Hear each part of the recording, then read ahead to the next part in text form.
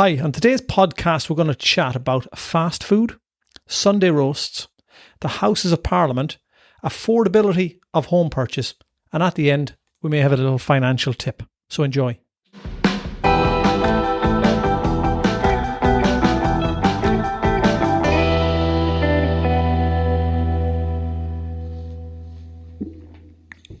Cool. How are you today? Any golf this week? Yeah, I played golf last week. Played golf this week? Played 2 rounds last week. Thursday and Sunday. Oh, you played Sunday as well, did you? Played Sunday. Did you sneak out for that one? Everyone else was asleep. My brother-in-law was down. Hello, what time James. Did you play 6 o'clock? We teed off at 6:45. You shouldn't be playing golf that early. It was like a morning in Mallorca. Where'd you play? Cotterell Park in Cardiff. Okay. We overlooked the valleys. It's not even close, is it, to you? It's about 20 miles away. It was nice and sunny. You got one right on your doorstep, don't you? 3. Oh, you have actually 3. So you thought you could have won 20 miles. How many courses did you pass on the way to your 20 At least 8. It was superb. The sun was coming up. The dew was on the grass. The birds were singing. And we ruined a good walk with the golf. My brother parred the first one. He thought, yes, superb. Oh, you guys hope so. Yeah. And he lost. And James, I know you're probably listening. I'm not taking the mickey out of you, but how you've lost to me on the Sunday was unbelievable.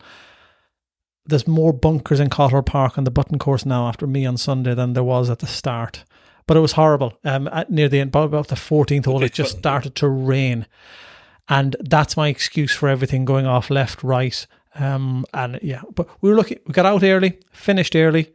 Day with the kids then, 24,000 steps done, shattered on Sunday, early to bed, but it was really, really enjoyable playing.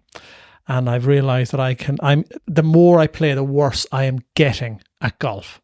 You know how people, the more you do things and the more practice you get, the better you get. I'm getting worse. That's probably more so because you're playing more, so you're noticing more how you're playing. Well, the first couple of times, there's a bit of fun, bit of a laugh. Now you're getting a bit more serious, and you're like, well, I'm not playing well enough now. No, the few times before that, I noticed the golf ball going into the water, and I still noticed it going into the water. So you're going more, is it? Yeah. And the funny thing is, these architects of golf courses are superb in my eyes now, because there is a pond, a puddle, and your eyes get drawn to it on the left. But to the right, 150 yards from the edge of that pond, going right, there's fairway, grass, rough. The golf ball always ends up in the water. Just curls in. The joy of golf, that is.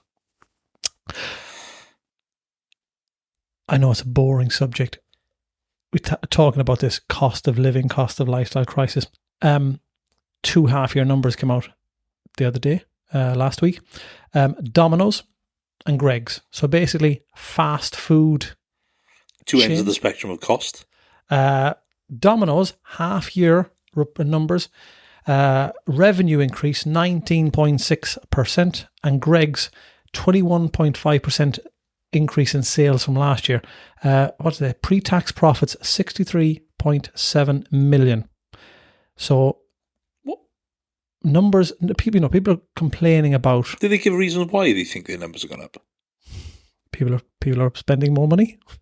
Yeah, people are not like taking their own food to work and things, and because we've got a Greg's on across the road, and if you don't get in there before 1 o'clock, you just get the dregs of what's left in you. Yeah. Not that I kind of go over there very often, but we might go over there being an athlete once every 3 weeks for a quick bite or something. It's not often. Yeah.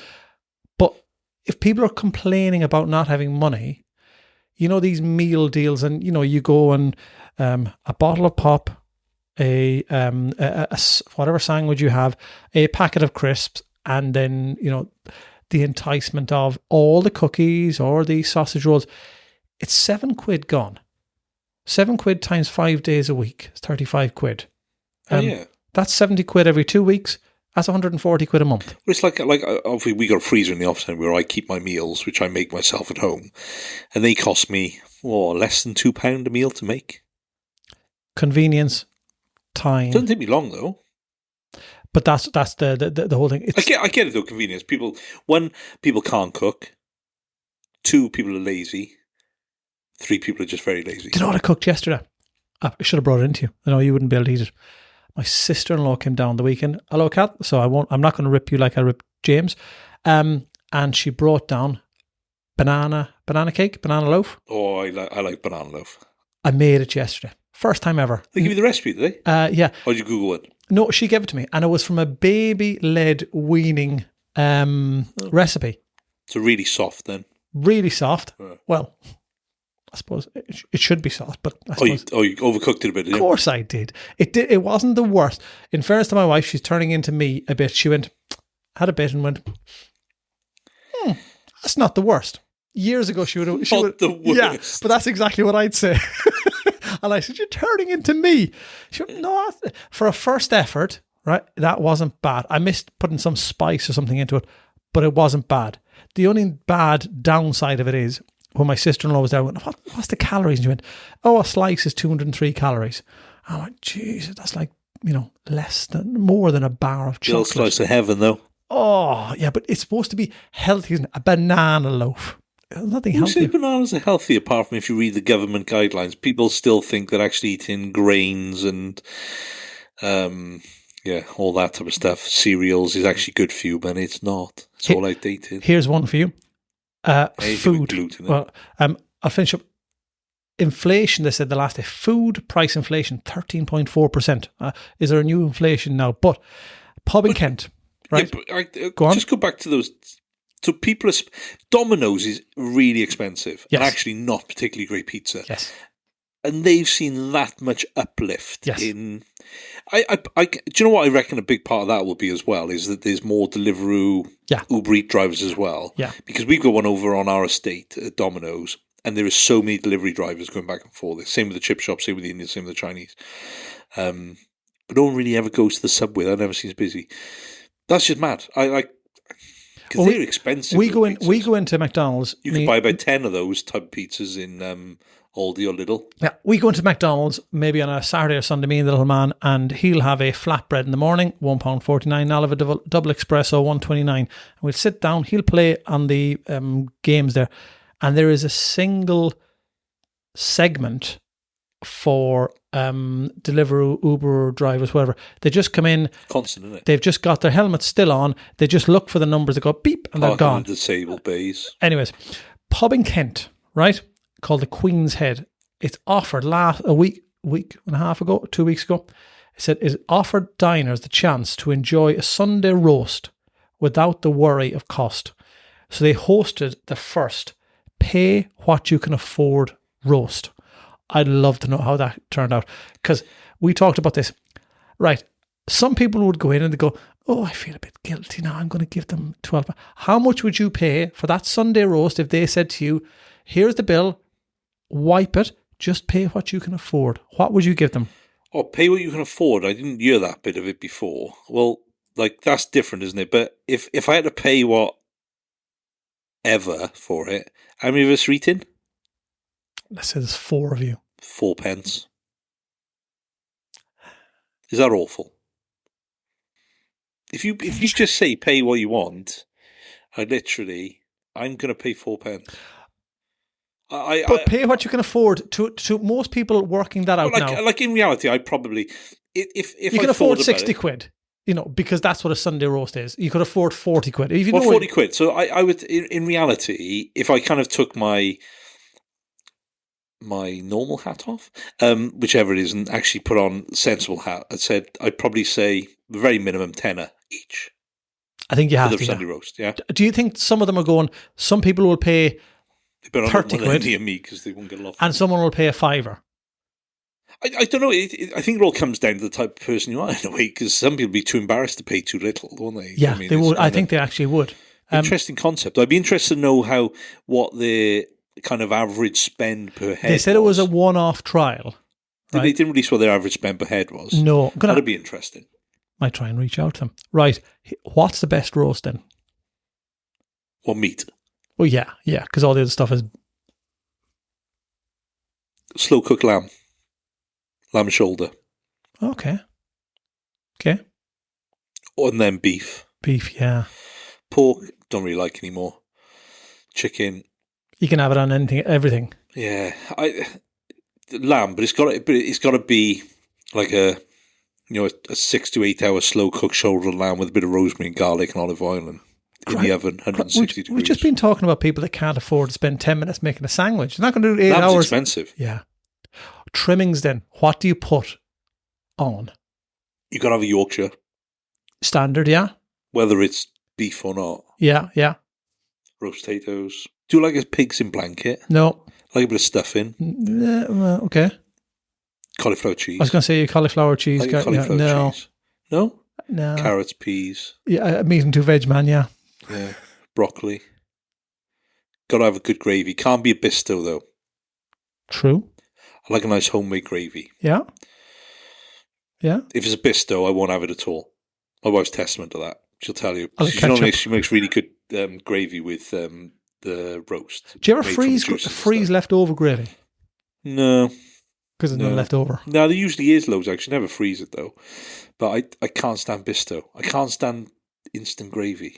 Everyone has said before. It's disgusting. At Christmas time, you have the sometimes there's a bit of a different taste on gravy. You've got save it, put it into little ice cubes, save it in the fridge, and then the stock, and then dip that in to normal gravy that you make over the course of the year. It smells. We've always got proper stock though knocking around. So. I wonder how many calories are in a roast. Can't be healthy for you.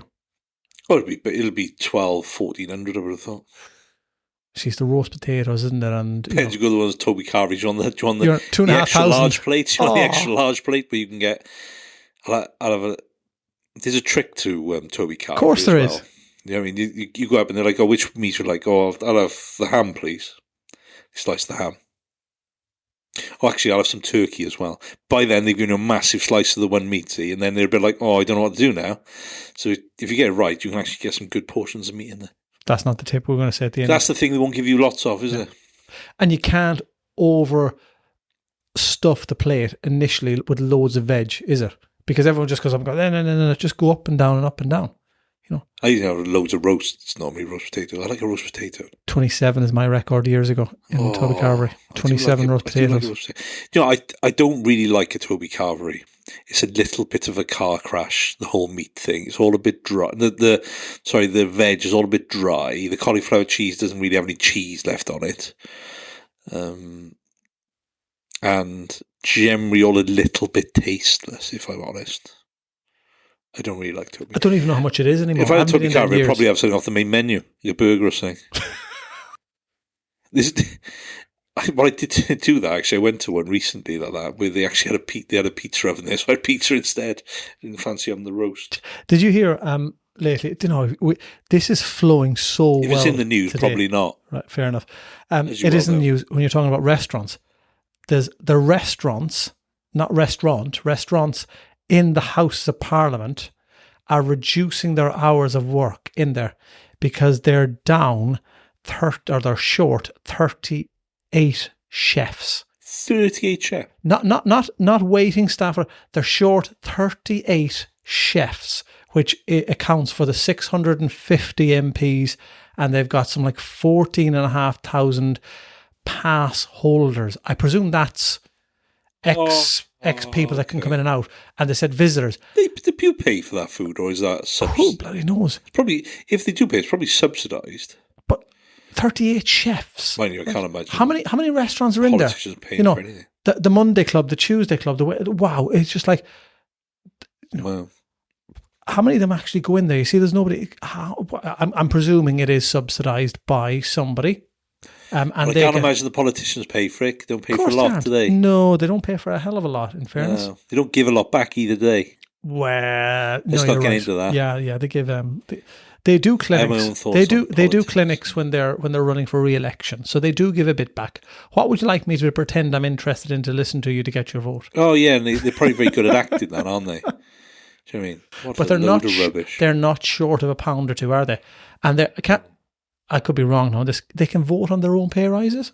Was that true? Or I don't know. Probably. As corrupt as you could ever make it, isn't it? Parliament, government. Don't start me on the government.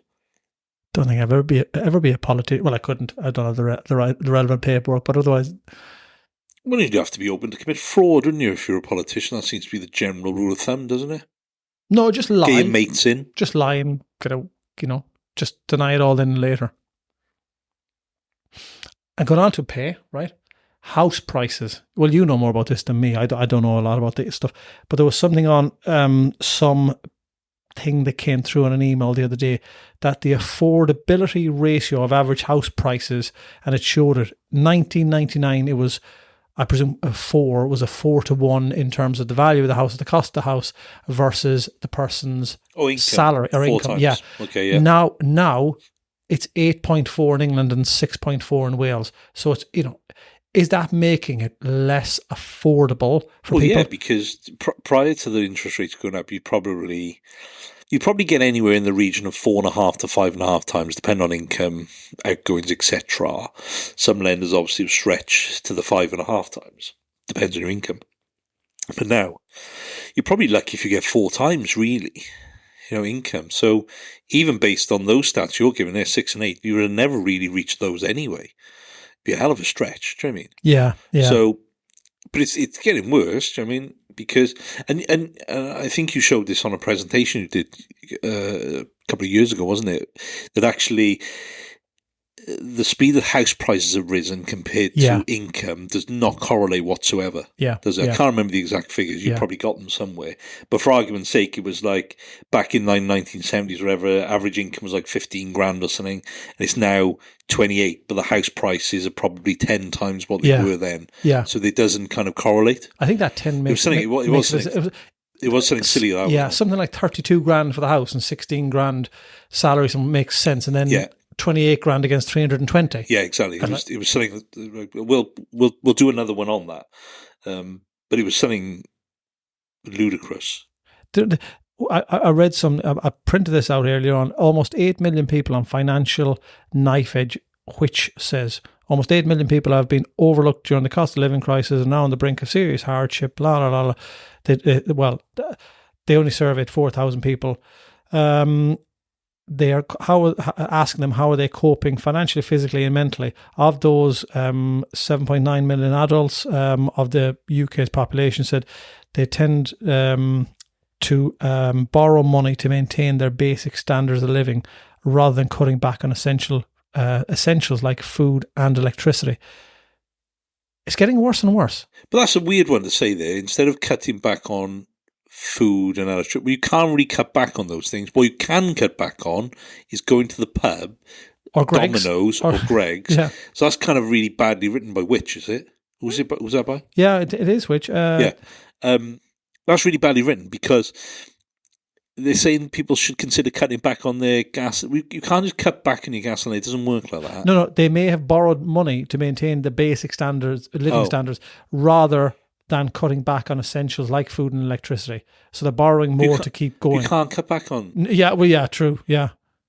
That's really badly worded by them. I think it's kind of like you need to be cutting back on your non-essentials, like your eating Domino's and Greg's and all those things. You could save like loads of money. I can't pronounce the guy's name. Director of Policy and Advocacy said the government must help those in need by tightening regulation on buy now, pay later to stop unaffordability.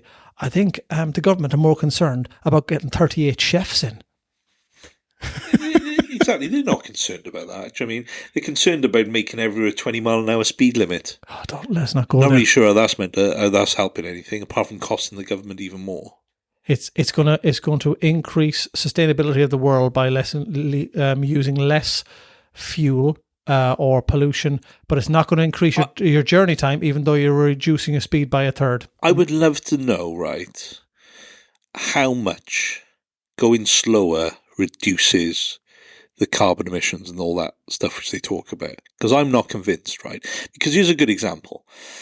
The M4 in Cardiff, from sort of Cardiff through to Newport up towards London. The Welsh Capital's car park. The car park, right? So that 50 mile an hour limit thing causes people to drive slower, therefore causes more congestion. If we were going a bit quicker, we'd whip through it a lot quicker, and if we widen the motorway as well. surely being stood still is far more polluting than actually getting everyone moving.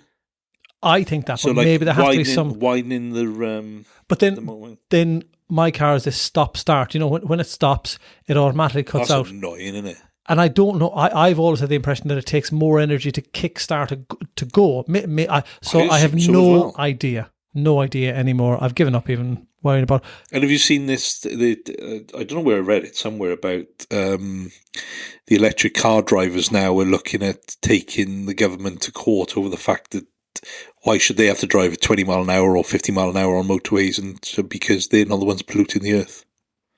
It's a good shout. That's a great shout. Why shout. Can't they drive faster? That's a great shout. Which is blinking good. Does that mean, so as soon as we all go electric in speed 2030, the speed limit's going to increase? No, they're not, are they? Wow. Yeah, that's a great shout. Supposedly there is some sort of case being taken to the courts somewhere in the UK, I believe. Well, that would be the fact that why should we be penalised for having to drive slower if we've got an electric car? Well, that would be an incentive for me to, instead of getting a £40,000 A4, getting a £70,000 electric A4. Prices that were just mental. I've been listening to a lot actually about on some podcasts about business owners who own kind of like car garages, things like that. They're all very much convinced that we'll either find a new fuel before 2030. But they don't think that we'll go fully electric by 2030. We'll never go fully electric. You haven't watched it yet, but there's a Disney character called Lightning McQueen. He's a car, and in one of them, I'm interested to see where this is going. Cars 2. This guy is a Land Rover, and he's gone trying to cruise around the world, and it ends up that he gets lost in some jungle. He comes back and says, "I've lived on fossil fuel." Sorry, not fossil fuel, but some new energy fuel. So he says, fossil fuel is the thing of the past. We're going to use this thing called all in oil now. And it's a kid's program. And it ends up that he's promoting this all in oil. And the racing that's going on around the world, he's got guys that are shooting the cars, blowing them up. So it basically means people are going, oh no. So the price of fossil fuel goes down. He buys loads of it. They promote this all in oil. It doesn't work. He's got all the fossil fuel and he tries to make a fortune. He gets caught out. I wonder, the grand scheme of things, are the governments of the world pushing you to do electric things, buying up all this fossil fuel oils, so that all of a sudden they get more money? You never know. You think the billions is going to cost to kind of turn to that? And like, I'd be interested to know, like, how much difference that is going to make to the damage we've done to the climate. Damn all. But what are they going to do about some of the biggest polluters out there, like your lorries, your ferries, your aeroplanes? They all going to go electric, are they? Because I'm not flying to America in an electric airplane. I can tell you that now. But let's not go down there, because the aeronautical sector is all environmental, because Heathrow Airport is an environmental fund, so that's all okay. Oh, wait a minute, they don't include the planes. They don't include everything that lands on there or anything that actually causes. That's a farce in its own, isn't it? It's in a ESG fund, Heathrow Airport, because it has solar, it has wind, it has all sort of energy producing, but that doesn't take into account the large vehicles landing. Yeah, it's not part of us. But hey, it's all about how you write the contract, isn't it? Absolutely. So we know from the guy that swindled the councils recently. Oh yeah, that's an interesting article. We might touch base on that again in a later date. Right, here's a tip for those people. I just thought of it now about the money and Greggs and all that. Everything we do anymore is either Apple, Google, on your watch, on your phone, bing, bing, bing. Next Sunday night, go to the cash machine, take 30 quid out. That's your spending money for the week. Right? That's it. You can buy whatever you want. You can buy all your food to cook. You can buy Greggs, probably only about 3 times a week. But log out of Amazon as well. Log out of eBay. Log out of Vinted, whatever other apps.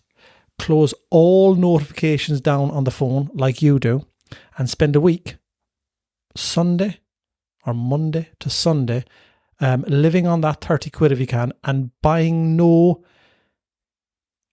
nothing on impulse buying when Amazon or someone sends you a notification. Well, it's social media as well, isn't it? Yeah. It's impulse from where you see And- people and on social see- media trying to sell you. See that you don't actually need to buy any of that crap. And all of a sudden, the crisis of the cost of living evaporates because you're not wasting digital money Yep. that you don't have a physical interaction with, and you're not spending as much. Whereas the physical money, you are conscious when you give in Greg's or whoever it may be a tenner and you get £2.20 back. You go, wow, that cost me $7.50 or whatever it may be. It's just a different mindset. It's basic common sense. Try that for a month. Guarantee you will become more or develop a better understanding and relationship and money habits with yourself. Yeah, 100%. See you next week. Love it. Next week.